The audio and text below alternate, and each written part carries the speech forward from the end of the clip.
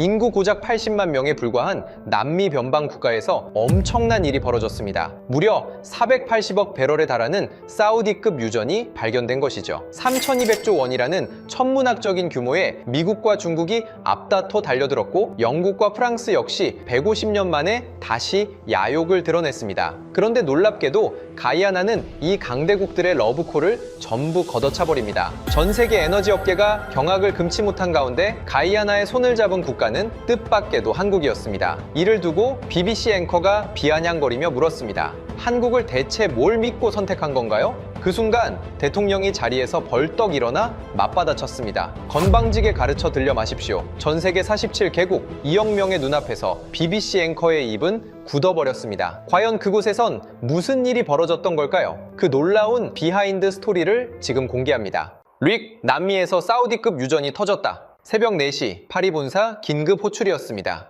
수화기 너머로 본부장의 목소리가 떨리고 있었습니다. 사우디급이라고요? 제 잠이 확 달아났습니다. 저는 릭드 몽포르입니다. 프랑스 토탈에너지에서 25년간 해외 유전 개발을 총괄한 이사였습니다. 나이지리아, 앙골라, 이라크, 베네수엘라 세계 곳곳에 유전을 열었고 단 한 번도 빈손으로 돌아온 적이 없었습니다. 그리고 가이아나에서 한국에 패배한 장본인입니다. 유럽이 150년간 쌓아 올린 것을 한국이 어떻게 무너뜨렸는지 제가 직접 목격한 이야기입니다.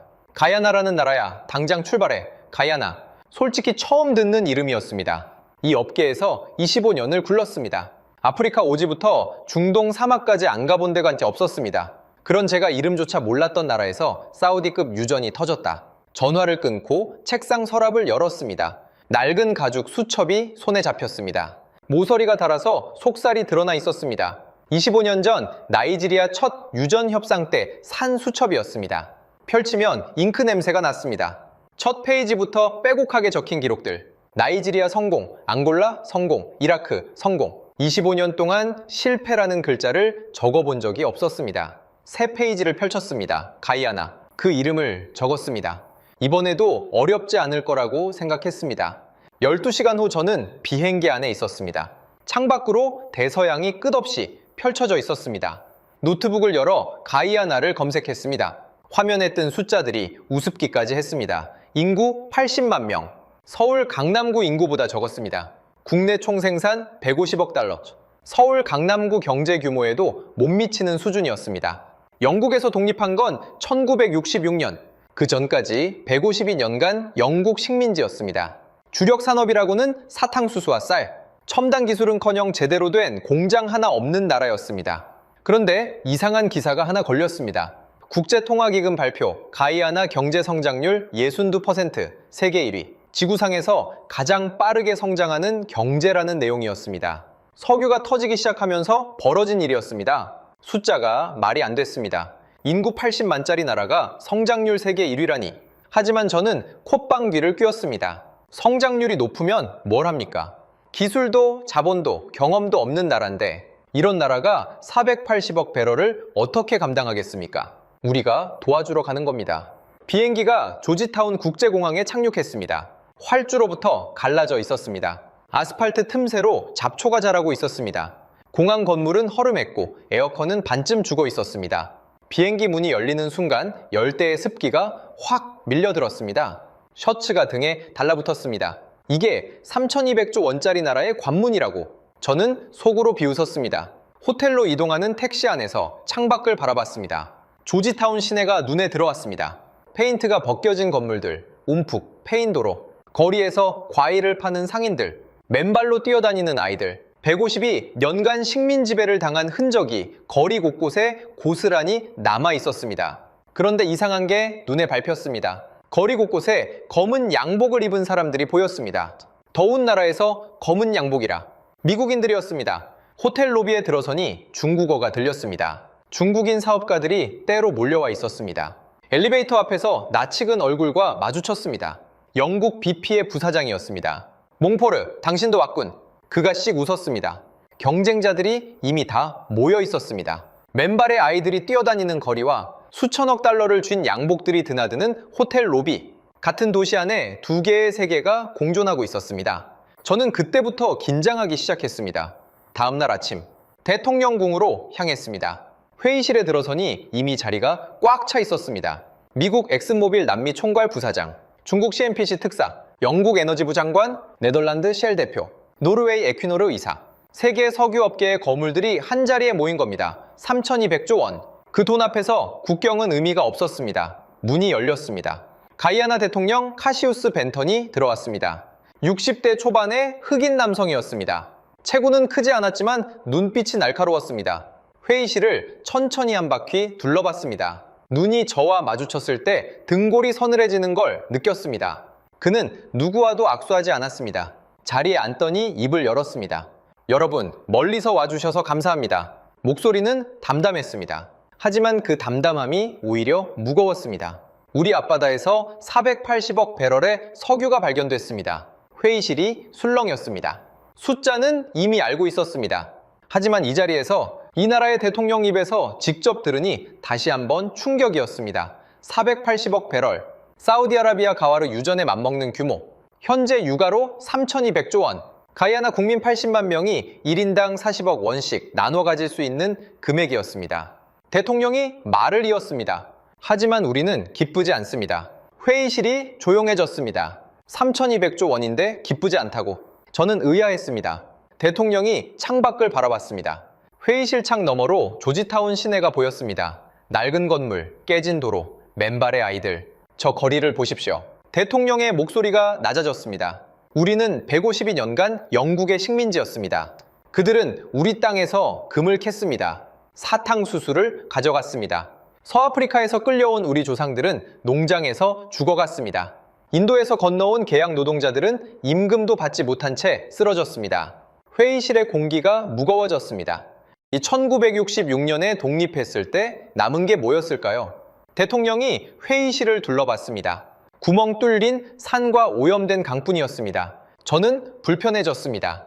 150년 전 이야기를 이 자리에서 꺼낼 줄은 몰랐습니다. 대통령이 다시 입을 열었습니다. 이제 석유가 발견됐습니다. 세계가 또다시 우리에게 손을 뻗고 있습니다. 그의 눈빛이 차가워졌습니다. 여러분은 우리를 도우러 온 겁니까? 아니면 또다시 가져가러 온 겁니까? 회의실이 얼어붙었습니다. 아무도 대답하지 못했습니다. 저도 입을 열 수 없었습니다. 25년간 수많은 협상을 해왔지만 이런 질문을 받은 건 처음이었습니다. 도우러 온 겁니까? 가져가러 온 겁니까? 그 질문이 가슴에 모처럼 박혔습니다. 대통령이 자리에서 일어났습니다. 각자 지인서를 준비해 오셨겠죠? 내일부터 개별 미팅을 시작하겠습니다. 회의실을 나서는 대통령의 뒷모습을 바라봤습니다. 체구는 작았지만 그림자는 컸습니다. 저는 그때 처음으로 묘한 불안감을 느꼈습니다. 이번 협상은 뭔가 다르겠구나. 하지만 그게 어떤 의미인지는 아직 몰랐습니다. 호텔로 돌아와 수첩을 펼쳤습니다. 가이아나. 그 이름 옆에 물음표를 하나 적었습니다. 25년 만에 처음 적는 물음표였습니다. 다음 날 아침이 밝았습니다. 첫 번째 미팅은 미국이었습니다. 엑슨모빌 남미 총괄 부사장 브랜든 하퍼. 저는 복도에서 그와 마주쳤습니다. 멍포르, 오랜만이군. 하퍼가 손을 내밀었습니다. 텍사스 출신 특유의 느긋한 악수였습니다. 나이지리아 이후로 처음이지? 그때 우리가 이겼죠. 그가 씩 웃었습니다. 이번에도 우리가 먼저 들어간다네. 자네들은 그 다음이야. 저는 속으로 코웃음 쳤습니다. 두고 보자. 하퍼가 회의실로 들어갔습니다. 저는 복도 의자에 앉아 기다렸습니다. 복도 타일의 문의를 외울 정도로 오래 기다렸습니다. 1시간, 2시간, 3시간이 지났습니다. 회의실 문이 열렸습니다. 하퍼의 표정이 굳어 있었습니다. 아침에 보여줬던 느긋함이 완전히 사라져 있었습니다. 뭔가 잘 안 됐구나 직감했습니다. 하퍼가 저를 스쳐 지나가며 중얼거렸습니다. 건방진 것들. 저는 회의실 안을 슬쩍 들여다봤습니다. 벤턴 대통령이 창밖을 바라보고 있었습니다. 그의 얼굴에는 아무런 표정이 없었습니다. 마치 방금 3시간짜리 협상이 아니라 잠깐 차 한 잔 마시고 온 사람 같았습니다. 오후가 됐습니다. 제 차례가 왔습니다. 저는 자신 있었습니다. 프랑스 토탈에너지, 150년 역사의 유럽 최대 에너지 기업, 아프리카와 남미에서 쌓은 경험, 미국이 실패했다면 오히려 기회였습니다. 우리를 거절할 이유가 없었습니다. 회의실에 들어섰습니다. 벤턴 대통령이 자리에 앉아 있었습니다. 옆에는 젊은 흑인 남성이 한 명 더 있었습니다. 나중에 안 사실이지만 그의 이름은 네이선 포브스. 영국 런던 대학교에서 석유공학 박사 학위를 받은 기술이사였습니다. 앉으시죠, 몽포르 이사님. 대통령이 손짓했습니다. 저는 준비해온 프레젠테이션을 펼쳤습니다. 화려한 3D 그래픽, 심해, 유전 개발 계획, 최첨단 시추선 이미지, 정제시설 조감도. 토탈에너지는 150년 역사를 가진 기업입니다. 자신감 있게 말했습니다. 아프리카 17개국, 남미 8개국에서 유전을 개발했습니다. 가이안에도 최고의 기술을 제공하겠습니다. 대통령이 고개를 끄덕였습니다. 조건은요? 로열티 18%를 드리겠습니다. 미국보다 6% 높은 조건이었습니다. 하퍼가 12%를 제시했다는 정보를 이미 입수한 터였습니다. 네, 그리고 정제시설을 건설해 드리겠습니다. 대통령의 눈썹이 올라갔습니다. 어디에요? 프랑스 마르세유입니다. 잠시 침묵이 흘렀습니다. 옆에 앉아있던 네이선이 입을 열었습니다. 가야나가 아니라 프랑스예요? 저는 고개를 끄덕였습니다. 정제시설은 수백억 달러가 듭니다. 가이아나 경제 규모로는 감당이 어려우시죠? 프랑스에서 정제해서 제품을 납품해 드리는 게 훨씬 효율적입니다. 네이선이 서류를 넘기며 다시 물었습니다. 그럼 가이아나 국민 고용은요? 현장 노동자로 1200명 정도 채용 가능합니다. 1200명이요? 네이선의 목소리는 차분했습니다. 하지만 그 차분함 속에 칼날이 있었습니다. 80만 국민 중 1200명, 그것도 단순 노동자로. 네이선의 눈빛이 차가워졌습니다. 하지만 저는 개의치 않았습니다. 이게 현실이니까. 벤턴 대통령이 천천히 입을 열었습니다. 몽포로 의사님, 내가가 150년 전에도 프랑스 기업이 이 땅에 왔습니다. 저는 움찔했습니다. 그때도 비슷한 말을 했죠. 우리가 도와주겠다. 기술을 제공하겠다. 고용을 창출하겠다. 대통령의 목소리가 낮아졌습니다. 낮아질수록 무거워졌습니다. 결과가 어땠는지 아십니까? 저는 대답하지 못했습니다. 우리 조상들은 금광에서 죽어갔습니다. 사탕수수 밭에서 등이 휘어졌습니다. 프랑스 기업들은 배를 채우고 떠났습니다. 남은 건 빈 땅뿐이었습니다. 대통령이 저를 똑바로 쳐다봤습니다. 이번에는 다르다고 말씀하실 건가요? 저는 입술을 깨물었습니다. 카카, 그건 과거입니다. 지금은 다릅니다. 뭐가 다르죠? 네이선이 끼어들었습니다. 그의 목소리는 여전히 차분했습니다. 하지만 질문은 메스 같았습니다. 정제시설을 프랑스에 짓겠다는 거, 고용은 1200명뿐이라는 거, 이익의 82%를 가져가겠다는 거. 네이선이 저를 똑바로 쳐다봤습니다. 150년 전과 뭐가 다릅니까? 저는 할 말을 잃었습니다. 머릿속이 하얘졌습니다. 25년간 수십 개국에서 협상을 해왔습니다. 궁지에 몰린 적은 있었지만 할 말 자체가 사라진 적은 없었습니다. 처음이었습니다. 대통령이 자리에서 일어났습니다. 검토해 보겠습니다. 그 한마디가 전부였습니다. 회의실을 나오는데 다리가 후들거렸습니다. 복도벽에 등을 기대야 했습니다. 25년간 이런 협상은 처음이었습니다. 화려한 3D 그래픽도 150년 역사도 17개국 실적도 아무런 소용이 없었습니다. 숫자가 아니라 역사가 벽이었습니다. 복도에서 중국 CNPC 특사 리정워를 마주쳤습니다. 몽포르 이사, 얼굴이 안 좋아 보이는군요. 리정워가 비죽 웃었습니다. 저는 대답하지 않고 지나쳤습니다. 하지만 속으로는 생각했습니다. 내일 내 차례가 오면 그 웃음이 사라질 거다. 저녁이 됐습니다.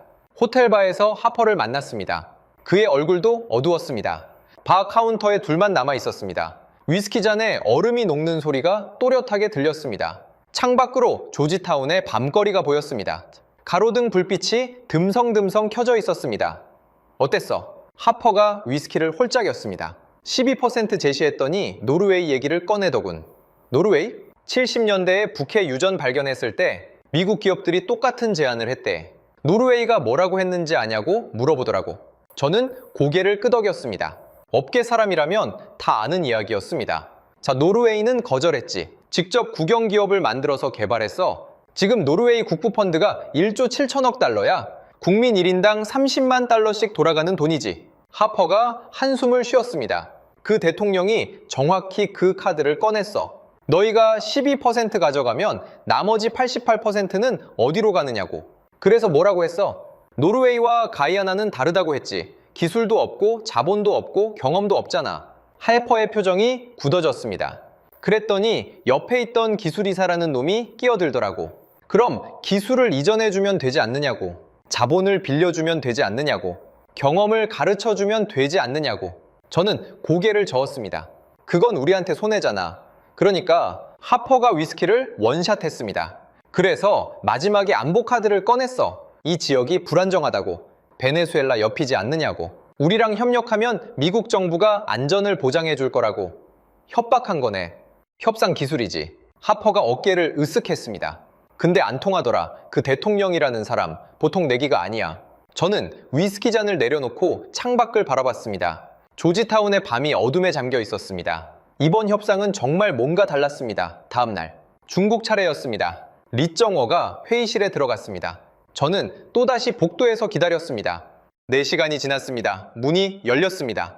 리정워의 얼굴이 창백했습니다. 어제 저를 보고 비죽었던 그 여유가 흔적도 없이 사라져 있었습니다. 그의 손이 떨리고 있었습니다. 어떻게 됐어? 제가 물었습니다. 리정워가 저를 쳐다봤습니다. 눈에 당혹감이 가득했습니다. 스리랑카 얘기를 꺼내더군. 한반도다 한국? 그래, 99년 임대한 거. 그게 뭐가 문제냐고 했더니 리정워가 이를 갈았습니다. 그 기술이사라는 놈이 끼어들더라고. 만약 가이아나가 빚을 못 갚으면 항구만 가져가는 게 아니라 유전까지 가져가겠냐고 물어보더라. 저는 피식 웃었습니다. 중국의 빚의 덫. 온 세계가 다 아는 비밀이었습니다. 리정워가 중얼거렸습니다. 25% 제시했는데 항구, 철도, 고속도로까지 지어주겠다고 했는데 200억 달러 대출해 주겠다고 했는데 그래서 리정워가 한숨을 내쉬었습니다. 자, 총 상환액이 얼마냐고 물어보더라. 320억 달러라고 했더니 매년 13억 달러씩 25년이라고 했더니 리정워의 목소리가 떨렸습니다. 그 대통령이 종이도 안 보고 계산을 하더라고. 가이아나 국가 예산이 28억 달러인데 절반을 빚 갚는 데 쓰라는 거냐고. 저는 속으로 감탄했습니다. 이 나라 사람들 숫자를 정확히 알고 있었습니다. 겉으로 보기에는 공항 활주로도 갈라진 나라였습니다. 하지만 저 대통령과 기술이사는 세계자원 외교의 모든 사례를 꿰뚫고 있었습니다. 노르웨이 국부펀드부터 스리랑카 한반토타까지 우리가 과소평가한 겁니다. 리정워가 저를 쳐다봤습니다. 몽포르, 솔직히 말해, 너도 털렸지? 저는 대답하지 않았습니다. 하지만 그게 대답이었습니다. 그날 밤 호텔방에서 수첩을 펼쳤습니다. 가이아나. 그 이름 옆에 적힌 물음표를 바라봤습니다. 옆에 두 번째 물음표를 추가했습니다. 25년 만에 처음 느끼는 감정이었습니다. 불안함. 그리고 뭔가 놓치고 있다는 느낌. 이 나라는 뭔가 다릅니다. 하지만 그게 뭔지는 아직 알 수 없었습니다. 밤새 뒤척였습니다. 며칠이 지났습니다. 협상은 교착 상태에 빠졌습니다. 미국도 중국도 프랑스도 진전이 없었습니다. 가이아나는 어떤 제안에도 고개를 끄덕이지 않았습니다. 그때 런던에서 연락이 왔습니다. 영국 에너지부 장관 로렌스 캠벨이 직접 온다는 소식이었습니다. 저는 놀랐습니다. 장관급이 직접 움직이다니. 영국도 다급해진 모양이었습니다. 다음날 아침 조지타운 국제공항에 영국 정부 전용기가 착륙했습니다. 로렌스 캠벨 장관, 50대 후반의 백인 남성, 은발의 날카로운 눈빛, 옥스퍼드 출신의 전형적인 영국 엘리트였습니다. 전용기 트랩을 내려오는 그의 모습을 보는 순간 묘한 느낌이 들었습니다. 완벽하게 다림질된 수트, 금빛 커프링크스. 152년 전에 이 땅에 내렸던 식민지 총독도 저런 모습이었을까? 공항에서 그를 마중했습니다.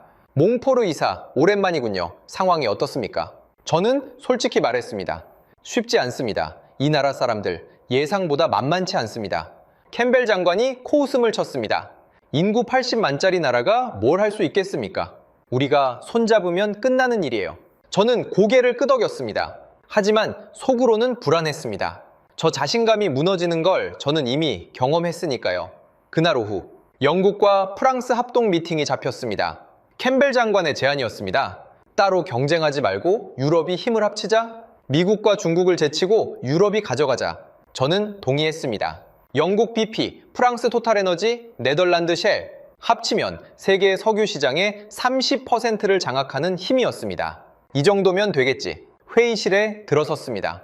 가이아나 측에서는 벤턴 대통령과 네이선이 앉아 있었습니다. 캠벨 장관이 먼저 입을 열었습니다. 대통령 각하, 먼저 축하드립니다. 그의 목소리는 부드러웠습니다. 영국식 외교의 정수였습니다. 가이아나가 새로운 시대를 맞이하게 됐군요. 대통령이 고개를 끄덕였습니다. 감사합니다, 장관님. 캠벨 장관이 미소를 지었습니다. 가이아나는 영연방 국가입니다. 우리는 가족이나 다름없죠. 가족. 저는 속으로 감탄했습니다. 역시 영국식 외교. 가족이라는 단어를 꺼내다니. 하지만 150일 이 가족에게 한 일을 생각하면 그 단어가 입에서 어떻게 나오는 건지 이해할 수 없었습니다. 캠벨 장관이 말을 이었습니다. 가족끼리는 서로 도와야 하지 않겠습니까? 영국과 프랑스가 힘을 합쳐 가이아나를 지원하겠습니다. 제가 프레젠테이션을 이어받았습니다. 유럽 컨소시엄을 제안합니다. 영국 BP, 프랑스 토탈에너지, 네덜란드 쉘, 세계 최고의 석유 기업들이 함께합니다. 화면에 화려한 그래픽이 펼쳐졌습니다. 로열티 22%를 드리겠습니다. 미국보다 10% 높고 중국보다도 높은 조건입니다. 기술 지원, 인력 교육, 인프라 건설까지 유럽이 책임지겠습니다. 저는 자신 있게 말했습니다. 남미 해양 개발에서 유럽의 경험은 150년입니다. 미국이나 중국과는 비교가 안 되죠. 캠벨 장관이 거들었습니다. 특히 한국 같은 신흥국과는 차원이 다릅니다. 한국, 그 이름이 이 회의실에서 처음 나왔습니다.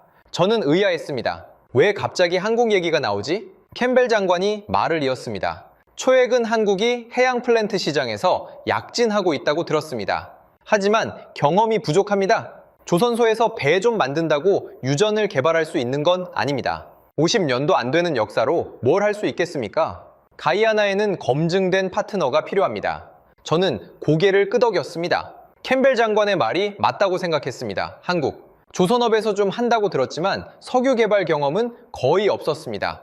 비교 대상도 안 됐습니다. 벤턴 대통령이 조용히 듣고 있었습니다. 그의 표정은 읽을 수 없었습니다. 바로 옆에 앉은 네이선도 아무 말이 없었습니다. 펜을 돌리고 있을 뿐이었습니다.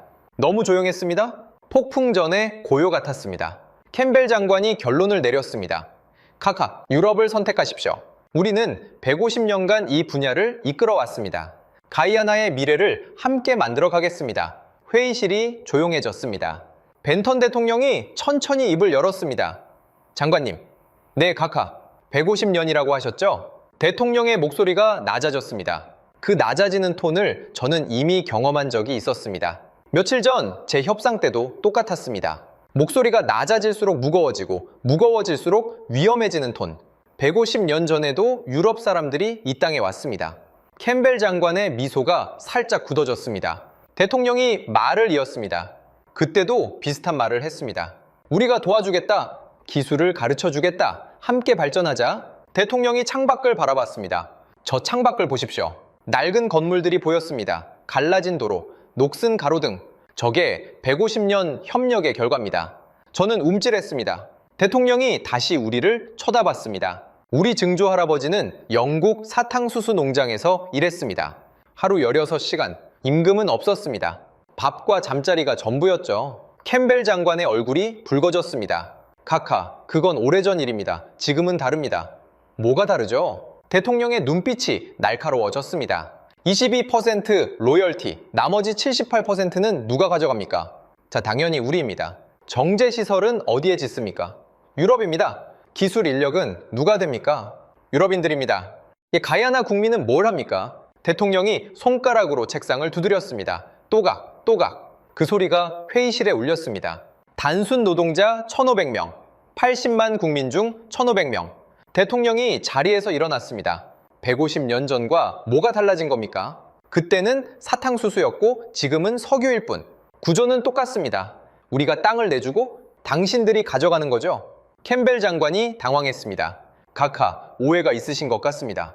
오해요? 대통령의 목소리가 높아졌습니다. 장관님, 질문 하나 하겠습니다. 말씀하십시오. 영국이 152년간 이 땅을 지배하면서 학교를 몇 개 지었습니까?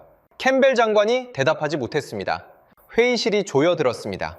병원은요, 침묵. 도로는요, 침묵. 캠벨 장관의 입술이 파르르 떨렸습니다. 대통령의 손바닥이 마호가니 테이블을 내리쳤습니다. 물잔이 튀었습니다. 그 소리가 회의실 벽에 부딪혀 메아리 쳤습니다. 하나도 안 지었습니다. 회의실이 쩌렁 울렸습니다. 당신들은 가져가기만 했습니다. 금을 가져갔습니다. 사탕수수를 가져갔습니다. 우리 조상들의 피와 땀을 가져갔습니다. 그리고 남긴 건 뭡니까? 대통령이 창밖을 가리켰습니다. 구멍 뚫린 산, 오염된 강, 문맹률 40%의 국민. 그게 152년 협력의 결과입니다. 캠벨 장관의 얼굴이 하얗게 질렸습니다. 카카, 저는 대통령이 손을 들었습니다. 장관님, 더 들을 필요 없습니다. 회의는 여기까지입니다. 나가주십시오. 회의실이 얼어붙었습니다. 캠벨 장관이 벌떡 일어났습니다. 그의 얼굴은 분노로 붉어져 있었습니다. 가가, 이건 외교적 결례입니다. 대통령이 차갑게 대답했습니다. 150이 년간의 착취가 결례가 아니고 이게 결례입니까? 캠벨 장관이 입을 벌렸다 닫았습니다. 할 말을 찾지 못하는 것 같았습니다. 좋습니다. 캠벨 장관이 서류를 쓸어 담았습니다. 후회하실 겁니다, 카카. 그는 문을 박차고 나갔습니다. 문이 경첩에서 비명을 질렀습니다. 복도에 메아리가 퍼졌습니다. 회의실에 남은 사람들은 누구도 숨을 쉬지 않았습니다. 저는 그 자리에 얼어붙어 있었습니다. 25년간 수많은 협상을 해왔습니다. 하지만 장관급 인사가 회의장에서 쫓겨나는 건 처음 봤습니다. 대통령이 저를 쳐다봤습니다.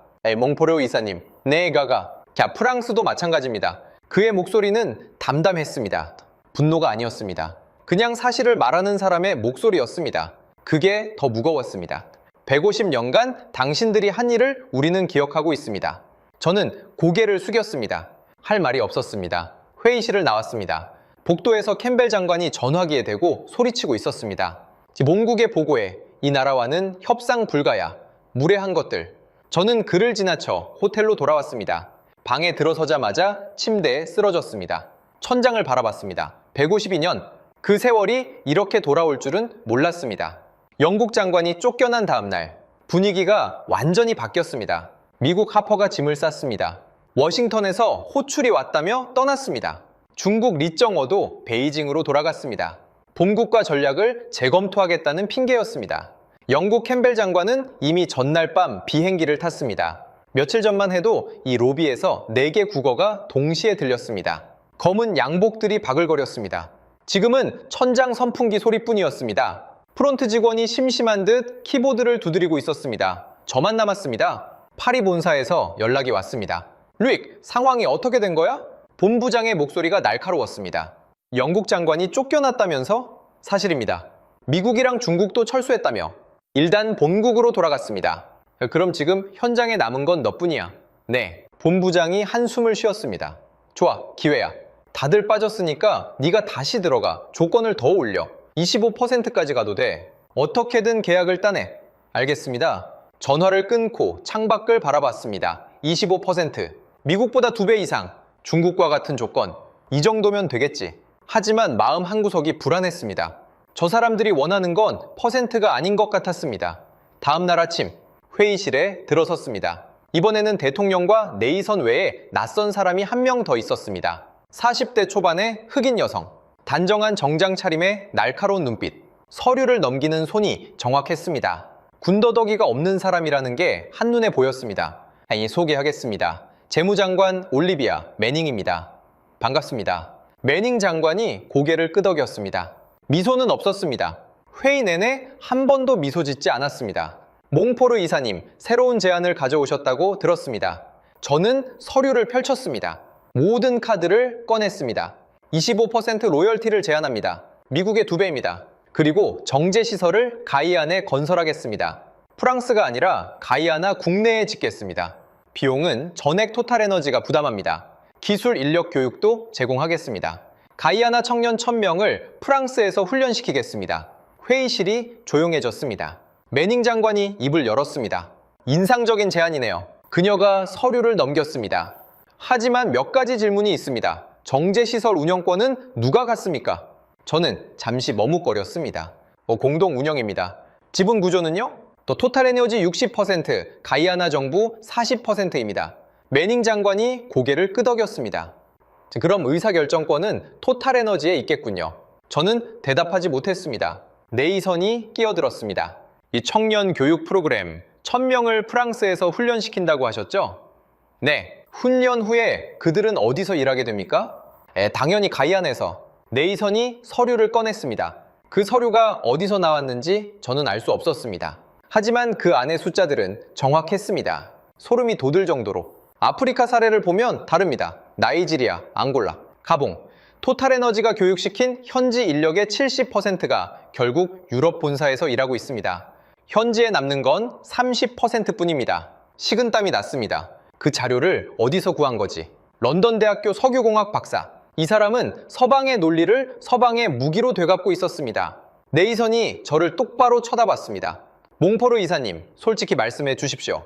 이번에도 똑같은 패턴 아닙니까? 저는 입을 열었다 닫았습니다. 반박할 수가 없었습니다. 그가 말한 게 사실이었으니까요. 벤턴 대통령이 천천히 입을 열었습니다. 멍포로 이사님, 네 가가 25%는 감사합니다. 12%보다는 낫죠. 대통령이 손가락을 꼽았습니다. 하지만 여전히 75%는 프랑스가 가져갑니다. 정제시설 의사결정권도 프랑스가 갖습니다. 교육받은 인력도 상당수가 프랑스로 갑니다. 대통령이 저를 쳐다봤습니다. 이게 진정한 파트너십입니까? 대통령은 제 대답을 기다리지 않았습니다. 이미 답을 알고 있었으니까요. 그는 자리에서 일어났습니다. 자, 검토해 보겠습니다. 미팅은 그렇게 끝났습니다. 계약은 성사되지 않았습니다. 호텔로 돌아오는 택시 안, 창밖으로 조지타운 거리가 보였습니다. 신호에 걸려 택시가 멈췄습니다. 카페 앞에 젊은이들이 모여 있었습니다. 스마트폰을 돌려보며 뭔가를 열심히 보고 있었습니다. 창문을 내렸습니다. 그들이 보고 있는 화면이 보였습니다. 거대한 배가 바다를 가르고 있었습니다. 화면 하단에 글자가 보였습니다. 한국 LNG선 세계 점유율 94% 한국. 저는 고개를 갸우뚱거렸습니다. 신호가 바뀌었고 택시가 출발했습니다. 하지만 그 숫자가 머릿속에서 떠나지 않았습니다. 94%. 호텔에 돌아와서 노트북을 열었습니다. 한국 조선업. 검색 결과가 쏟아졌습니다. 한국 LNG선 세계 점유율 94%. 눈을 의심했습니다. 94%면 거의 독점 아닌가? 더 찾아봤습니다. 삼성중공업, HD현대중공업, 하나오션, 세계 조선 시장의 절반을 한국이 장악하고 있었습니다. 해양 플랜트 시장 점유율 70%, FPSO 건조 실적 세계 1위. FPSO라는 건 바다 위에 떠서 원유를 뽑아내고 저장하는 초대형 구조물입니다. 길이 340m, 축구장 3개를 합친 크기. 이걸 만들 수 있는 곳이 전 세계의 한국 3곳과 싱가포르 1곳뿐이었습니다. 미국도 못 만든다고 영국도 프랑스도 파고들었습니다. 한국 GDP 세계 12위, 1조 7천억 달러. 영국, 프랑스와 비슷한 규모였습니다. 1인당 GDP 3만 5천 달러. 선진국 수준이었습니다. 그런데 이상한 게 있었습니다. 한국 석유 생산량 0, 천연가스 생산량 거의 0, 석유 한 방울 안 나는 나라였습니다. 자원이 없는 나라가 어떻게 세계 경제 12위가 된 거지? 더 검색했습니다. 한국 전쟁이 끝났을 때 1인당 GDP가 67달러였습니다. 아프리카 최빈국보다 가난했습니다. 거기서 70년 만에 3만 5천 달러, 500배 성장, 자원 없이 기술만으로. 저는 한참 동안 화면을 바라봤습니다. 이건 말이 안 됐습니다. 150년 역사의 프랑스 토탈에너지, 70년 역사의 한국 조선업. 그런데 해양 플랜트 분야에서는 한국이 앞서 있었습니다. HD현대중공업이 만든 FPSO는 32만 톤급 선체에 200만 배럴을 저장할 수 있었습니다. 하나오션의 최신 설계는 제로 플레어링 시스템에 디지털 트윈 기술까지 적용되어 있었습니다. 삼성 엔지니어링은 중동에서 수십억 달러짜리 프로젝트를 연달아 수주하고 있었습니다. 어떻게 가능한 거지? 그때 문득 깨달았습니다. 캠벨 장관이 회의에서 한국을 언급했던 이유. 조선소에서 배 좀 만든다고 유전을 개발할 수 있는 건 아니라며 깔아뭉갰던 그 발언.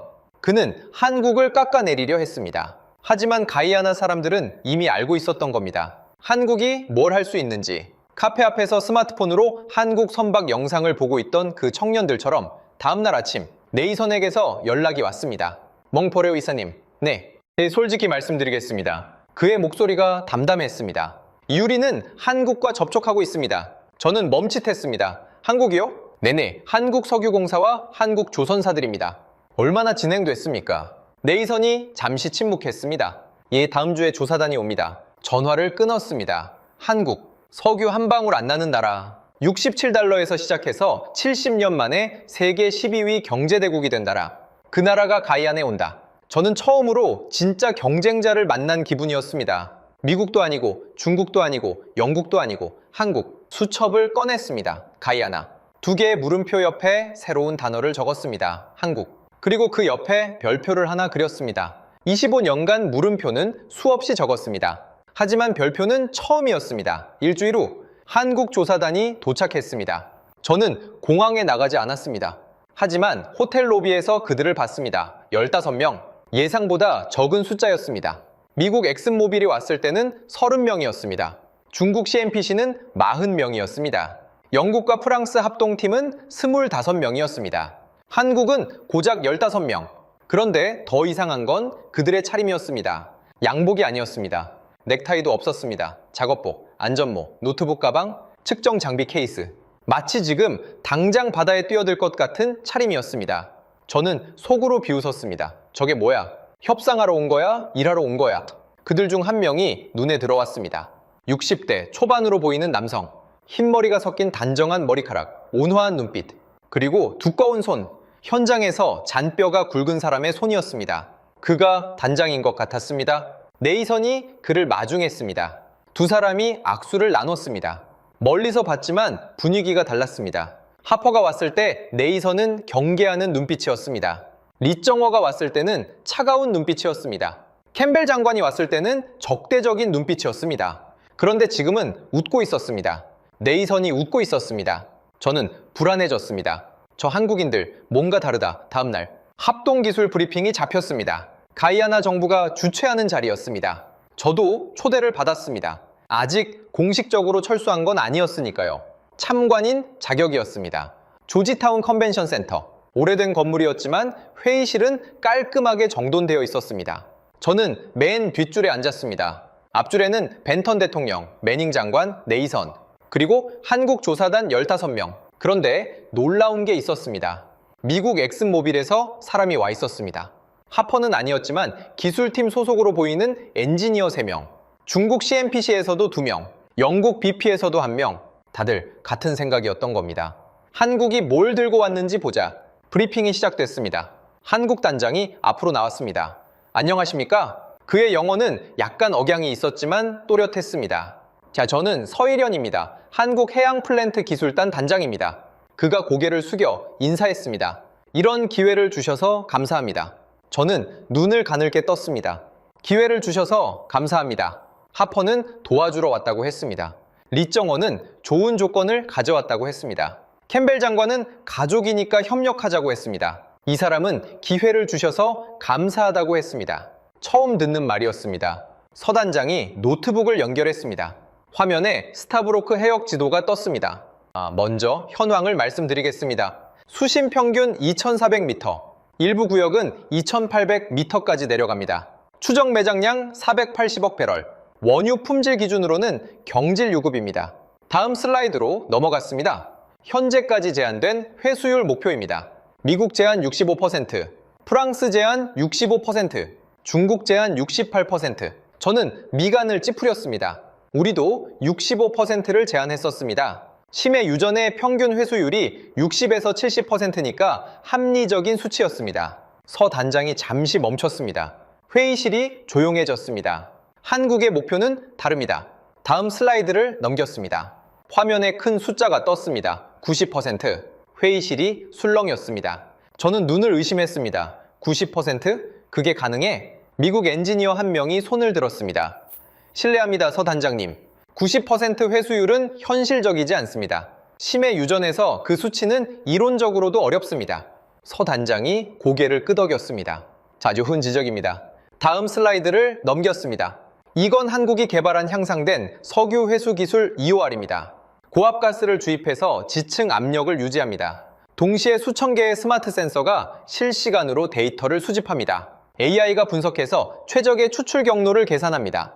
안반 틈새에 남아있는 원유까지 끌어올립니다. 화면에 실제 적용 사례가 떴습니다. 브라질 산토스 해역, 적용 전 회수율 62%, 적용 후 87%, 노르웨이 요한 스베르드루프 유전, 적용 전후 18%, 적용 후 84%, 스타브로크 해역은 지층 구조가 특히 균질해서 더 높은 수치를 기대할 수 있습니다. 미국 엔지니어가 다시 손을 들었습니다. 그 기술을 우리도 검토한 적이 있습니다. 비용이 문제였습니다. 배럴당 추가 비용이 얼마나 됩니까? 서 단장이 숫자를 보여줬습니다. 배럴당 $4입니다. 미국 엔지니어가 눈을 크게 떴습니다. 우리가 검토했을 때는 $15였는데요. 서 단장이 미소 지었습니다. 그래서 저희가 5년간 기술 개발을 했습니다. $4까지 낮췄습니다. 저는 빠르게 계산했습니다. 480억 배럴. 회수율 65%면 312억 배럴. 회수율 90%면 432억 배럴. 차이는 120억 배럴. 배럴당 80달러로 계산하면 9,600억 달러. 한화로 약 1,200조 원. 손이 떨렸습니다. 1,200조 원을 더 뽑아낼 수 있다고. 서 단장이 다음 슬라이드로 넘어갔습니다. 거대한 구조물 사진이 떴습니다. FPSO, 길이 340m, 폭 62m. 축구장 3개를 합친 크기입니다. 일일 생산 능력 19만 배럴, 저장 용량 238만 배럴, 설계 수명 20년, 제로 플레어링 시스템, 디지털 트윈 기반 예측 정비 체계. 서 단장이 숫자를 보여줬습니다. 현재 세계 FPSO 건조 실적 1위 한국 삼성중공업, 2위 한국 HD 현대중공업, 3위 한국 하나오션, 세계 시장 점유율 한국 71%. 영국 BP 엔지니어가 중얼거렸습니다. 질스빌 피오센터라고? 중국 엔지니어가 조심스럽게 물었습니다. 건조 기간은 얼마나 걸립니까? 24개월입니다. 24개월. 우리가 검토했을 때는 최소 48개월이었는데요. 서 단장이 고개를 끄덕였습니다. 그래서 한국 조선소의 경쟁력이 있는 겁니다. 저는 주변을 둘러봤습니다. 미국 엔지니어들, 중국 엔지니어들, 영국 엔지니어. 모두 같은 표정이었습니다. 충격, 그리고 당혹감. 서 단장이 마지막으로 말했습니다. 한국은 채굴권을 원하지 않습니다. 회의실이 다시 술렁였습니다. 채굴권은 가이아나 정부가 100% 보유하십시오. 한국은 기술 파트너로 참여하겠습니다. 수익 배분은 가이아나 70%, 한국 30%를 제안합니다. 저는 귀를 의심했습니다. 70%, 미국은 12%를 줬습니다. 중국은 25%, 프랑스는 25%, 한국은 70%를 주겠다고? 네이선이 질문했습니다. 왜 그렇게 좋은 조건을 주십니까? 서 단장이 대답했습니다. 가야나의 자원이니까요. 우리는 기술과 자본을 제공하는 대가로 30%를 가져가는 겁니다. 당연한 거 아닙니까? 회의실이 조용해졌습니다. 미국 엔지니어가 펜을 떨어뜨렸습니다. 아무도 죽지 않았습니다. 저는 자리에서 일어났습니다. 더 이상 앉아 있을 수 없었습니다. 복도로 나왔습니다. 뒤에서 영국 BP 엔지니어가 따라 나왔습니다. 그의 얼굴도 창백했습니다. 몽포르 이사님, 그가 저를 쳐다봤습니다. 이건 우리가 30년을 연구해도 못 따라잡을 기술입니다. 150년. 150년간 우리가 쌓아온 것, 70년 만에 저들이 넘어섰습니다. 기술로, 조건으로, 그리고 태도로. 한국 조사단이 돌아간 뒤 수주간의 협상 끝에 가이아나 정부는 공식 발표를 했습니다. 스타브로크 해역 개발 파트너로 대한민국을 선택한다. 전 세계가 발칵 뒤집혔습니다. CNN 속보, BBC 특보, 워싱턴 포스트, 파이낸셜 타임스. 모든 언론이 같은 질문을 던졌습니다. 경험 없는 한국이 480억 배럴을 감당할 수 있을까? 저는 파리로 돌아가지 않았습니다. 지켜보고 싶었습니다. 발표 2주 후 BBC에서 가이아나 대통령을 인터뷰하겠다고 했습니다. 하드톡. BBC의 대표적인 시사 인터뷰 프로그램. 날카로운 질문으로 유명한 프로그램이었습니다. 진행자는 앤드루 펠트. 수많은 정상들을 궁지에 몰았던 그가 직접 조지타운으로 온다고 했습니다. 47개국의 생중계, 인터뷰 당일, 조지타운 국영방송국 스튜디오. 저는 맨 뒷줄에 앉았습니다. 카메라 6대.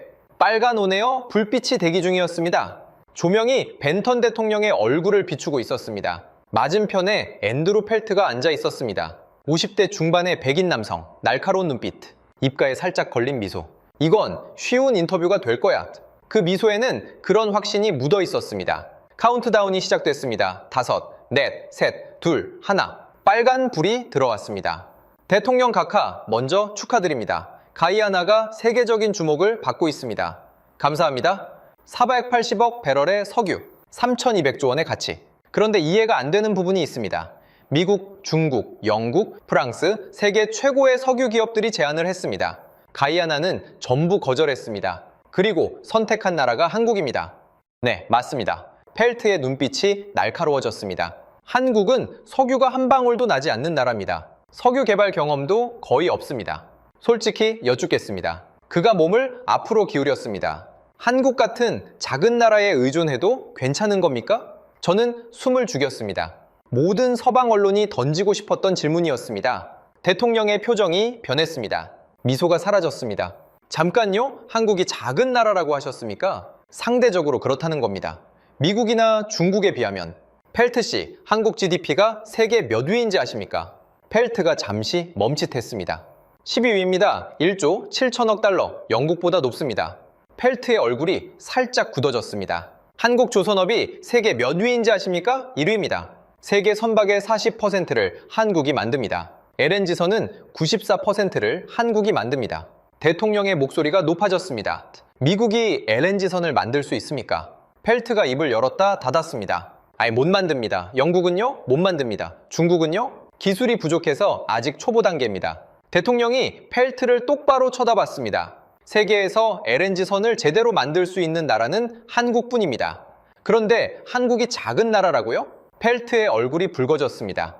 그리고 한 가지 더. 영국이 가이아나를 지배한 기간이 얼마인지 아십니까? 152년입니다. 152년 동안 영국은 이 땅에서 금을 캤습니다. 사탕수수를 가져갔습니다. 우리 조상들을 농장에서 죽게 했습니다. 독립했을 때 영국이 남기고 간 게 뭔지 아십니까? 학교요? 하나도 없었습니다. 병원요? 하나도 없었습니다. 도로요? 포장된 도로가 10km도 안 됐습니다. 대통령이 카메라를 똑바로 응시했습니다. 한국은 뭘 제안했는지 아십니까? 로열티 70%, 정제시설은 가이아나에 짓겠다고 했습니다. 우리 청년 2,000명을 한국에서 교육시켜 주겠다고 했습니다. 152년간 영국이 해주지 않은 걸 한국은 1년 만에 약속했습니다. 대통령이 자리에서 벌떡 일어났습니다. 펠트 씨, 그리고 이 방송을 보고 계신 모든 분들께 말씀드립니다. 대통령의 목소리가 또렷했습니다. 주제 넘게 가르치지 마십시오. 스튜디오가 진공 상태가 됐습니다. 우리가 누구와 협력할지는 우리가 결정합니다. 당신들이 아닙니다. 우리 조상들은 152년간 선택권이 없었습니다. 하지만 지금은 다릅니다. 우리는 독립국입니다. 그리고 우리는 한국을 선택했습니다. 5초, 10초. 카메라 뒤에서 스태프 한 명이 숨을 삼키는 소리가 마이크에 잡혔습니다. 역대 BBC 인터뷰 중 가장 긴 침묵이었습니다. 펠트가 겨우 입을 열었습니다. 애가가 감사합니다. 그게 전부였습니다. 인터뷰가 끝났습니다. 카메라의 빨간 불이 꺼졌습니다. 펠트가 자리에서 일어났습니다. 대통령에게 악수도 청하지 않고 그냥 나가버렸습니다. 저는 맨 뒷줄에서 주먹을 쥐고 있었습니다. 내가 왜 주먹을 쥐고 있는지 모르겠었습니다. 분노인지 감탄인지. 인터뷰 영상은 그날 밤 세계에 퍼졌습니다. 24시간 만에 조회수 억. 역대 BBC 인터뷰 중 가장 많은 조회수였습니다. CNN이 속보를 냈습니다. 가이아나 대통령 BBC 앵커를 침묵시키다. 파이낸셜 타임스의 논조가 바뀌었습니다. 가이아나 항공 모델, 자원 개발의 새 패러다임. 우리가 진 게 아니었습니다. 박살이 난 겁니다. 그날 밤 호텔방에서 수첩을 펼쳤습니다. 25년간의 기록을 넘겼습니다. 나이지리아 성공, 앙골라 성공, 이라크 성공. 페이지마다 성공이라는 글자가 빼곡했습니다. 마지막 페이지를 펼쳤습니다. 가이아나, 펜을 집어 들었습니다. 손이 떨렸습니다. 천천히 적었습니다. 결과 패배. 25년 만에 처음 적는 글자였습니다. 새벽 3시. 파리 본사에 전화를 걸었습니다. 본부장님, 저 릭입니다. 지금 파리 시간으로 새벽이야. 무슨 일이야? 졌습니다. 완전히요. 누구한테? 한국한테요? 침묵이 흘렀습니다. 한국? 그 작은 나라한테? 저는 쓴웃음을 지었습니다. 작은 나라가 아니었습니다. 우리가 몰랐던 겁니다. 대체 뭐가 달랐던 거야? 저는 창밖을 바라봤습니다.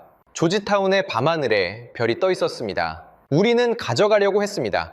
12%, 18%, 22%, 25%. 숫자만 올렸지 본질은 같았습니다. 최대한 많이 가져가는 것. 그게 우리의 목표였습니다. 그래서 한국은 달랐습니다. 70%를 줬습니다. 정제시설을 가이안에 짓겠다고 했습니다. 청년 2,000명을 교육시키겠다고 했습니다. 기술을 이전하겠다고 했습니다. 저는 심호흡을 했습니다. 그들은 가져가러 온 게 아니었습니다. 남기러 온 겁니다. 전화기 너머로 한숨 소리가 들렸습니다. 150년 역사가 70년 역사에 졌습니다. 경험이 기술에 졌습니다. 착취가 협력에 졌습니다. 그래서 어떻게 할 거야?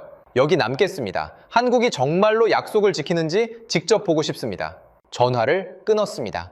수첩을 다시 펼쳤습니다. 결과 패배. 그 밑에 한 줄을 더 적었습니다. 하지만 끝은 아니다. 창밖으로 동이 트기 시작했습니다. 조지타운의 하늘이 붉게 물들고 있었습니다. 3년이 흘렀습니다. 조지타운 국제공항에 내렸을 때 공기가 달랐습니다. 예전에는 습하고 무거웠습니다. 같은 습도인데 이번에는 활기가 느껴졌습니다. 택시를 타고 조지타운 외곽으로 향했습니다. 3년 전에는 허벌판이었던 곳입니다. 지금은 거대한 정제시설이 들어서 있었습니다. 굴뚝에서 연기가 피어오르고 파이프라인이 바다 쪽으로 뻗어 있었습니다. 운전기사가 말했습니다. 저기서 일하는 사람 중에 제 조카도 있어요. 한국에서 2년 동안 배웠대요. 지금은 현장 감독이에요. 월급이 아버지보다 많아요. 정문 앞에서 내렸습니다. 한국과 가이아나 국기가 나란히 걸려 있었습니다. 일일 처리 용량 15만 배럴. 가이아나 전체 생산량의 40%를 자국에서 정제할 수 있게 된 겁니다. 예전에는 원유를 그대로 수출했습니다. 배럴당 70달러. 지금은 정제유로 수출합니다. 배럴당 95달러? 배럴당 25달러의 부가가치가 생긴 겁니다. 컨트롤룸에 들어갔습니다. 대형 모니터 12개가 벽면을 채우고 있었습니다. 20명 정도가 일하고 있었습니다. 놀라운 건 그중 18명이 가이아나 사람이었습니다. 한국인은 2명 뿐이었습니다. 그중 1명이 다가왔습니다. 낯익은 얼굴이었습니다. 3년 전 브리핑룸에서 뒤에 조용히 서 있던 청년 에릭. 지금은 현장 총괄, 매니저 명찰을 달고 있었습니다. 기억하시나요? 3년 전 브리핑 때 뒤에 서 있던 인턴이었어요. 물론 기억합니다. 그때 한국 분들이 저한테 물었어요. 해양공학 공부하고 싶은지? 그래서 한국에 갔어요. 2년 동안 부산에서 공부했습니다. 에릭이 한국어로 말했습니다. 감사합니다. 발음이 또렷했습니다. 지금까지 120명을 교육했습니다. 내년에는 200명 더 교육할 예정이에요. 처음에는 한국 직원이 다 운영했어요. 지금은 95%가 가이아나 사람입니다. 2년 후에는 100% 우리가 운영할 거예요. 에릭이 웃으며 덧붙였습니다. 그게 처음부터 계획이었다고 들었습니다. 처음부터 계획이었다. 그 말이 머릿속에 남았습니다. 프랑스가 제안했던 건 뭐였습니까? 1000명을 교육하겠다. 하지만 핵심 기술은 이전하지 않겠다. 운영권은 토탈에너지가 갖겠다. 한국은 달랐습니다. 2000명을 교육하겠다. 5년 안에 기술을 완전히 이전하겠다. 운영권은 가이아나가 가져가라. 우리는 파트너로 남겠다. 교육센터 게시판에 사진이 붙어 있었습니다. 졸업생 현황. 1기 45명, 취업률 100%. 2기 52, 명취업률 100%. 한국 국기와 가이아나 국기 앞에서 찍은 단체 사진. 모두가 웃고 있었습니다. 밖으로 나왔습니다. 해가 지고 있었습니다. 정제시설의 굴뚝 연기가 노을빛에 물들어 있었습니다. 수첩을 꺼냈습니다. 3년 전에 적었던 메모가 보였습니다. 결과 패배. 하지만 끝은 아니다. 그 아래 빈 공간에 적었습니다. 그들은 석유를 가져가지 않았다. 사람을 남겼다. 파리 본사에 마지막 전화를 걸었습니다. 말씀드릴 게 있습니다. 자원 개발의 정답을 봤습니다. 가져가는 게 아니라 남기는 겁니다. 공항으로 향하는 택시 안에서 창밖을 바라봤습니다. 3년 전에는 강대국들의 먹잇감이었던 나라. 지금은 스스로 미래를 설계하고 있었습니다. 출국장에 들어가기 전 뒤를 돌아봤습니다. 저 멀리 정제시설의 불빛이 밤하늘에 반짝이고 있었습니다. 한국이라는 나라, 석유 한 방울 나지 않는 나라. 하지만 그들은 기술로 세계 12번째 경제대국이 됐습니다. 그리고 그 기술을 나눴습니다. 가져가지 않고 남겼습니다. 수첩을 마지막으로 펼쳤습니다. 빈 페이지에 한 줄을 적었습니다. 나는 25년 동안 자원을 가져갔다. 그들은 3년 만에 미래를 심었다. 수첩을 덮었습니다. 지금까지 프랑스 토탈에너지 전 해외 자원 개발 총괄이사 릭드 몽포르의 이야기 어떠셨습니까? 480억 배럴, 3,200조 원, 미국, 중국, 영국, 프랑스가 모두 달려왔습니다. 150년 역사를 앞선 유럽이 200억 달러를 들고 온 중국이, 안보카드까지 꺼낸 미국이 전부 거절당했습니다. 한국은 뭘 들고 갔습니까? FPSO 세계 점유율 71%, LNG선 세계 점유율 94%, 회수율 90%를 만드는 기술, 그리고 단 한마디, 가이아나의 자원이니까요. 당연한 거 아닙니까? 강대국들은 석유를 가져가려 했습니다. 한국은 사람을 남겼습니다. 정제시설을 가이아나 땅에 지었습니다. 청년 2,000명을 교육시켰습니다. 3년 만에 운영 인력의 95%를 가이아나 사람으로 채웠습니다. 그리고 기술이사 에릭은 부산에서 배운 한국어로 이렇게 말했습니다. 감사합니다. 석유 한 방울 나지 않는 나라. 전쟁의 폐허에서 1인당 67달러로 시작한 나라. 그 나라가 70년 만에 기술로 세계를 바꾸고 있습니다. 가져가지 않고 남기는 방식으로 25년간 한 번도 진 적 없던 프랑스 에너지 업계의 베테랑이 수첩에 이렇게 적었습니다. 나는 25년 동안 자원을 가져갔다. 그들은 3년 만에 미래를 심었다. 150년의 착취를 70년의 기술이 뒤집었습니다. 그 나라의 이름은 대한민국입니다. 이 이야기가 자랑스러우셨다면, 가슴이 뜨거워지셨다면 댓글창에 대한민국 4글자만 남겨주십시오. 그리고 이 이야기를 주변에 널리 공유해주세요. 석유 한 방울 없이 기술로 세계를 바꾸는 나라가 있다는 걸 더 많은 분들이 알아주셨으면 합니다. 구독과 좋아요도 부탁드립니다. 감사합니다.